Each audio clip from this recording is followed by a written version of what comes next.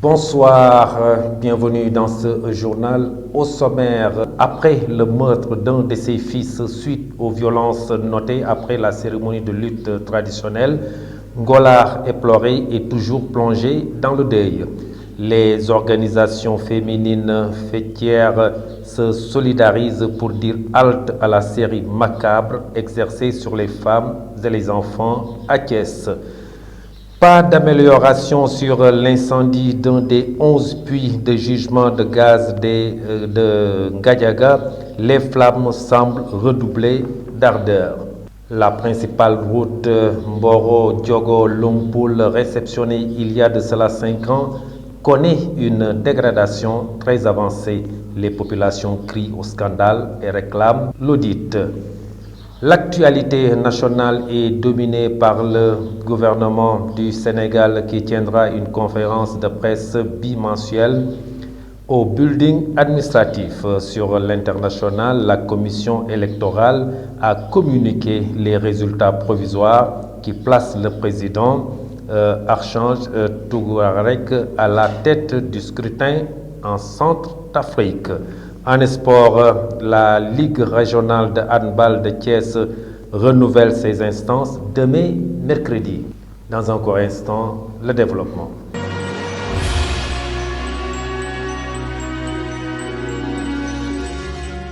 Mesdames, Mademoiselles, Messieurs, bonsoir et bienvenue dans ce journal. Je vous le disais tout de suite et on ouvre avec le Covid-19. La situation épidémiologique de ce jour fait état de 161 cas revenus positifs, dont 116 issus de la transmission communautaire et 4 décès enregistrés. Le point, c'est avec El Hadji Mamadou Ndiaye, directeur de la prévention au ministère de la Santé. Le ministère de la Santé et de l'Action sociale a reçu les résultats des examens virologiques ci-après. Sur 1329 tests réalisés, 161 sont revenus positifs, soit un taux de positivité de 12,11%. Les cas positifs sont répartis comme suit. Nous avons 45 cas contacts suivis par nos services. Aucun cas importé n'a été enregistré au niveau de nos différentes portes d'entrée, aériennes, maritimes et terrestres. Et 116 cas issus de la transmission communautaire ont été notifiés et répartis comme suit. 11 à Dakar Plateau et à Kaolack, 8 aux Almadies, 7 aux Maristes et à Matam, 6 à Podor, 5 à Richard Toll et à Touba, 4 à Louga, 3 à Fatick, HLM, Mbao et Mbour, 2 à Dara, Diamniadio, Liberté 6, Ouagouniaï, Ouakam, Ouest Foire et Yoff, 1 à Amitié 2, Castor, Dagana, Diakhao, Fass Delorme, Gibraltar, Hann Bel-Air, HLM Grand Yoff, Kanel, Keur Momar Sarr, Liberté 1, Liberté 3, Liberté 4, Médina, Mermoz, Nord Foire, Point-E, Rufisque, Sacré-Cœur, Scat Urbam, Saint-Louis, Sédhiou, Thiadiaye, Zone A, Zone B, zone de captage. 75 patients hospitalisés ont été contrôlés négatifs et déclarés guéris. 35 cas graves sont pris en charge dans nos services de réanimation. 4 décès ont été enregistrés ce lundi 4 janvier 2021. L'état de santé des autres patients hospitalisés est jugé stable.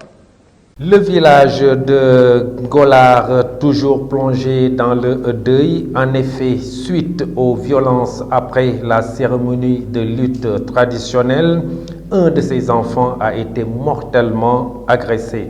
La désolation et la consternation se lisent sur tous les visages. Reportage Mariam Ly Moussa Mbaye. Un meurtre s'est produit à Ngollar suite à l'organisation d'une lutte traditionnelle entre les deux villages voisins, Pouljak et Ngollar. Moussa Sen, 24 ans, habitant de Pouljak, a été tué par coup de couteau lors d'une bagarre entre les jeunes des deux villages ce vendredi 1er janvier et son corps n'a été retrouvé que 24 heures après. Le chef du village de Pouljak revient ici sur les faits de ce drame. Durant le week-end, dans la nuit du vendredi au samedi, un jeune qui était allé à Ngollar pour assister à une cérémonie de lutte traditionnelle a trouvé la mort à la suite d'affrontements entre les populations de Ngollar et de Pouljak. C'est durant ces affrontements maintenant qu'il a perdu la vie. Mais on a pu retrouver le corps que le samedi vers 20h. C'est vers 20h que les parents ont fait la déclaration à mon niveau. Moi, j'ai pris les devants en alertant la gendarmerie et la sous-préfecture. On a retrouvé le corps sans vie, ils l'ont enlevé et ils l'ont acheminé à l'hôpital pour les formalités administratives. Actuellement, au moment où je vous parle, on attend le corps pour l'exhumation. Le père du jeune Moussa Sen exprime sa désolation et sa tristesse. Il réclame que justice soit faite sur ce meurtre, car son fils a été tué dans des circonstances déplorables. Ils l'ont trouvé mort et moi, je ne peux rien y faire. Ce que j'en sais, c'est que ce meurtre me fait trop mal et comme on est régi par la loi, je laisse tout entre les mains de Dame Justice. En tout cas, mon souhait est que la lumière soit faite dans cette affaire. Au moment où les mesures de restriction sont en vigueur, les deux villages voisins organisent des rassemblements jusqu'à en avoir un mort d'homme et des blessés. Sur ce, le chef du village de Pouljak lance un appel aux populations des deux villages au respect strict des mesures barrières. L'année 2020 a enregistré une série de meurtres et de violences exercées sur les femmes. Le plus récent est celui de la Belge de Thiès non tuée et enterrée par son mari. Les organisations féminines en conclave à Thiès réclament l'arrêt de ce phénomène macabre. Plus jamais ça, clame-t-elle. Moussa Ndour, membre de l'association, au micro de Cherfal et Aminata Ndiaye. Donc nous, femmes du département de Thiès, toute obédience confondue, représentées ici par nos organisations fêtières, venons par la présente vous informer, c'est-à-dire on s'adresse à monsieur le préfet, présenter ce mémorandum pour information et transmission à qui de droit.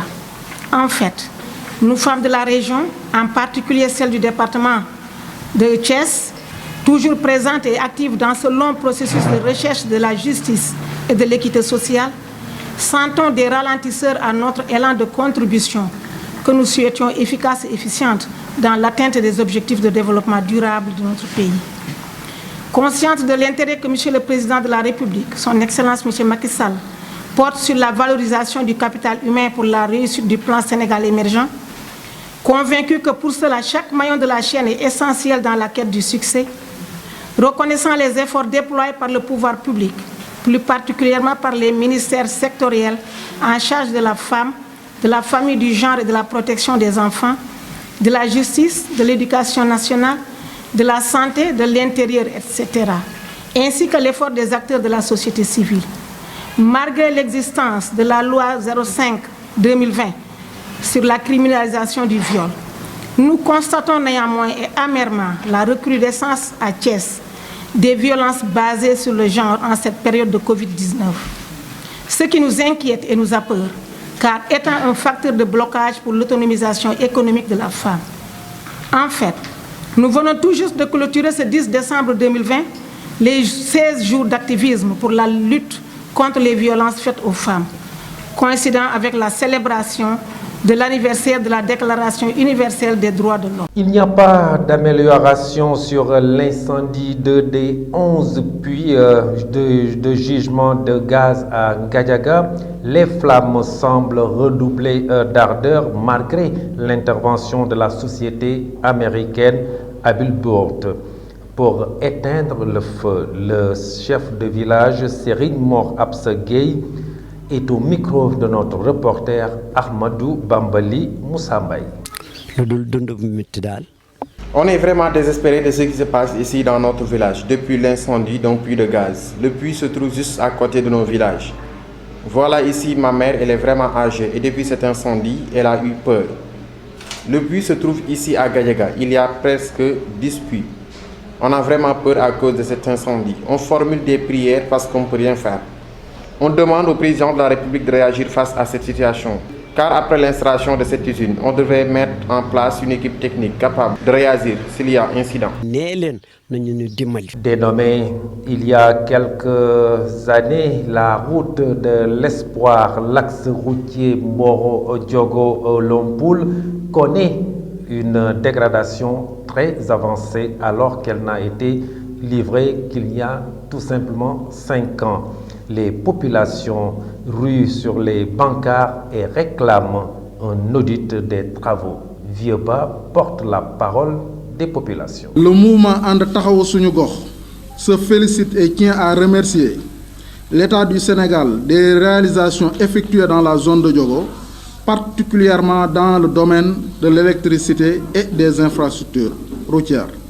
Cependant, malgré tous les efforts déployés par l'État, la zone de Diogo souffre toujours des difficultés liées à l'état défectueux de ses pistes, particulièrement le tronçon Mboro-Diogo-Lompoul. Ainsi, le mouvement And Taxawu Suñu Gox tient à attirer l'attention de l'État du Sénégal et de toutes les autorités concernées sur le sabotage et la mauvaise qualité des travaux de l'axe routier Mboro-Diogo, long de 20 km, et Diogo-Lompoul, 25 km, exécutés par la société Sogec en 2014-2015. Excellence, Monsieur le chef de l'État, les populations dénoncent et digèrent mal le sabotage et la détérioration rapide 5 ans après livraison des tronçons routiers Mboro-Diogo et Diogo-Lompoul, pendant que l'axe routier Mboro-Bayax, exécuté dans le même programme, ne souffre aujourd'hui d'aucune anomalie. Il en est de même avec l'axe Lompoul-Kébémer, construit vers les années 2000 et qui jusque-là est dans un excellent état parce que très bien construit. Cette comparaison reste une preuve suffisante qui met à nu l'inexpérience et le sabotage des travaux exécutés par la société Sogec dans l'axe Mboro-Diogo-Lompoul. C'est pourquoi nous interpellons l'État du Sénégal pour un audit des travaux exécutés par Sogec dans la zone de Diogo et une réhabilitation des actes routiers Mboro-Diogo-Lompoul, route qui se trouve aujourd'hui dégradée en moins de 5 ans après son exécution.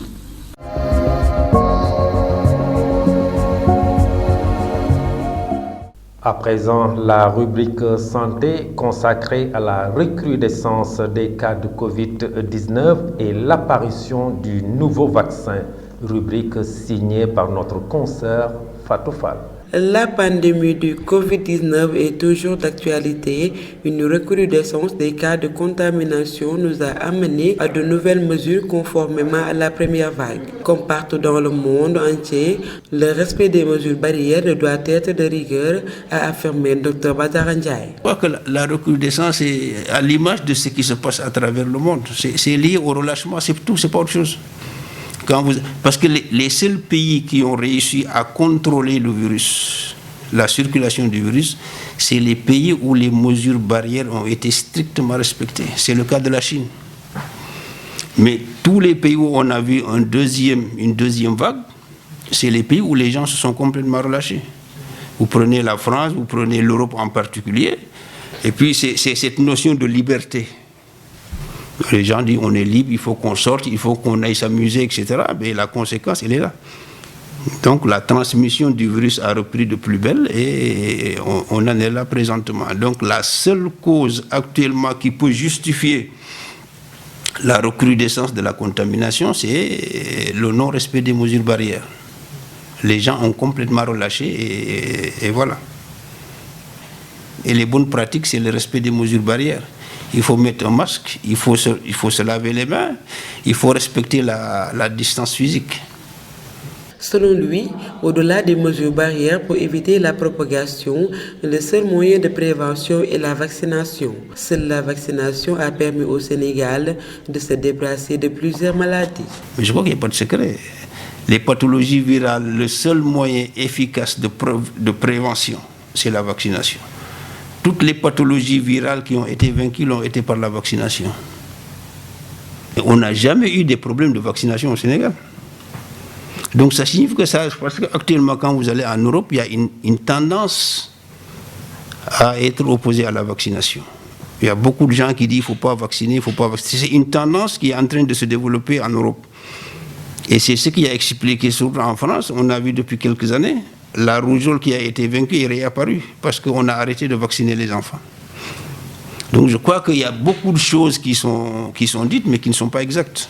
En attendant l'arrivée du vaccin contre le coronavirus, le respect strict des mesures barrières est la recommandation forte des autorités sanitaires. L'actualité nationale est dominée par le face-à-face bimensuel entre le gouvernement et la presse au building administratif. Mariam Ly, reportage. Nous démarrons l'actualité nationale à Sibassor. Des habitants de la commune de Sibassor réclament un nouveau forage afin, disent-ils, de se débarrasser de cette eau saumâtre qui coule de leur robinet depuis plus de 3 mois. Le forage tombé en panne, ces populations s'approvisionnent en eau via des citernes et des bâches à eau prêtées à la commune par l'Office des forages ruraux OFOR. Le président du collectif des usagers de Sibassor a indiqué que les habitants n'ont pas une eau de qualité depuis près de 3 mois. Selon lui, nous réclamons dans l'immédiat d'un autre forage qui peut nous fournir de l'eau potable. Et nous n'avons pas besoin de solutions structurelles, nous avons besoin de solutions à long terme. Nous voulons un forage tout neuf pour nous assurer l'approvisionnement en eau potable, a-t-il lancé. Et puis l'incendie d'un des 11 puits de gisement de gaz naturel à Gadjaga, survenu le 19 décembre dernier, ne semble pas s'être amélioré. Les puits gazés continuent toujours de brûler malgré l'arrivée de la société américaine Halliburton, une entreprise choisie pour éteindre le feu, moyennant le paiement de la rondelette somme de près de 2 milliards francs CFA. Des opérations qui ont débuté samedi sont toujours en cours pour éteindre le puits de gaz en feu. Et enfin, le gouvernement tiendra sa 3e conférence de presse bimensuelle jeudi à 10h au 10e étage de building administratif Mamadou Dia à Dakar. Le ministre des collectivités territoriales et porte-parole du gouvernement Omar Gueye, ses collègues chargés de l'enseignement supérieur Cheikh Oumar Anne, de l'éducation nationale Mamadou Talla et de la formation professionnelle et de l'emploi Dame Diop prendront part à la rencontre. Le gouvernement donne une conférence de presse une fois tous les 15 jours depuis quelques mois. C'était tout pour l'actualité nationale.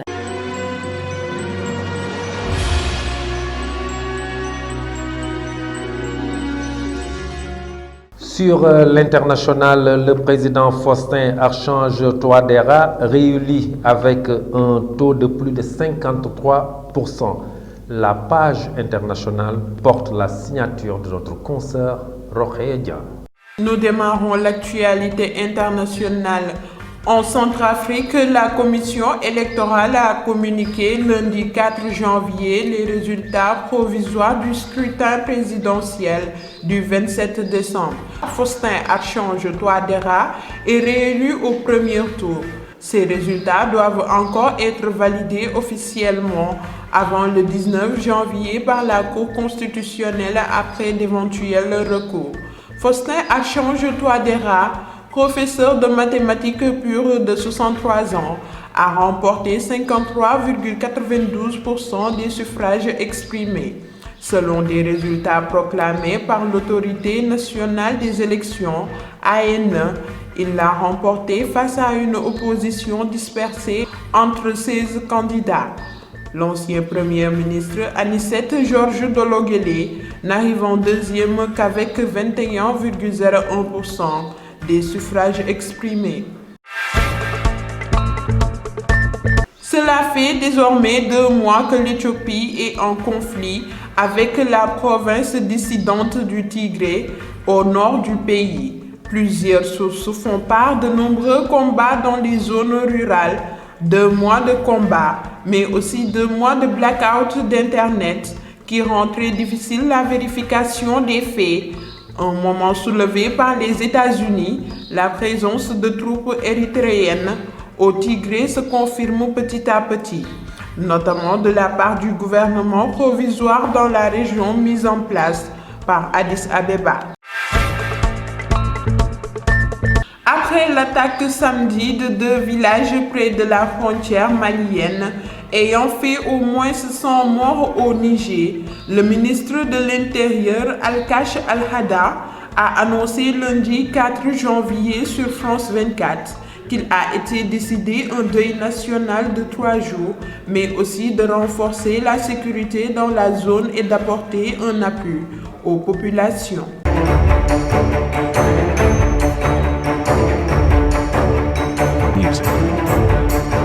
Football pour ouvrir dernier match de la Ligue professionnelle 2 joué hier. La Linguère de Saint-Louis en déplacement bat Demba Diop à Mbour sur le score d'1-0.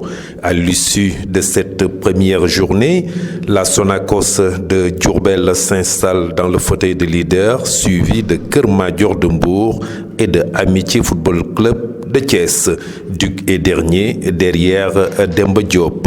En National 1, dernier match joué hier pour le compte de la poule B.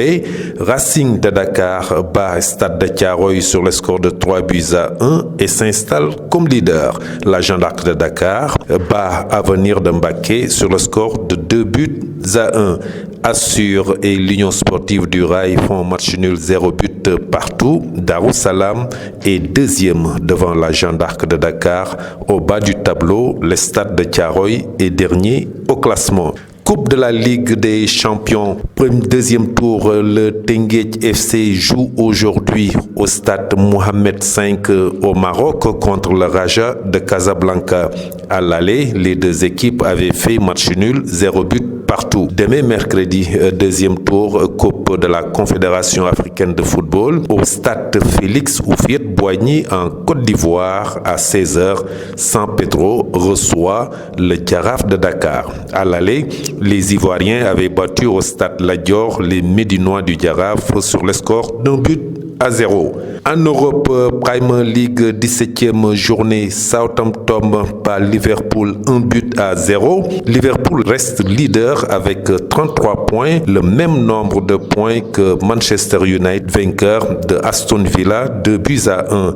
Leicester est troisième après sa victoire en déplacement face à Newcastle 2-1. Coupe de la Ligue anglaise, on joue les demi-finales. Aujourd'hui, 19h45, Tottenham reçoit Bradford et demain mercredi, le choc Manchester United contre Manchester City. Handball pour terminer, la Ligue de Thiès va tenir son assemblée générale de renouvellement demain à partir de 15h au service régional des sports. Madame Tigida Kamara est l'actuelle présidente de la Ligue de handball de Thiès. 9 des 13 ligues ont déjà renouvelé leur instance. Il reste la Ligue de Thiès, Dakar et Louga avant l'assemblée générale de la Fédération nationale de handball prévue pour le 16 janvier prochain. Il y a déjà 2 candidats déclarés pour la présidence, le président sortant, l'honorable député Seydou Diouf, et le Mbourois El Hadj Abdoulaye Badiane. Et ceci met fin à ce journal que j'ai eu l'honneur de vous présenter. Merci de l'avoir suivi. Passez une excellente fin de soirée. Au revoir.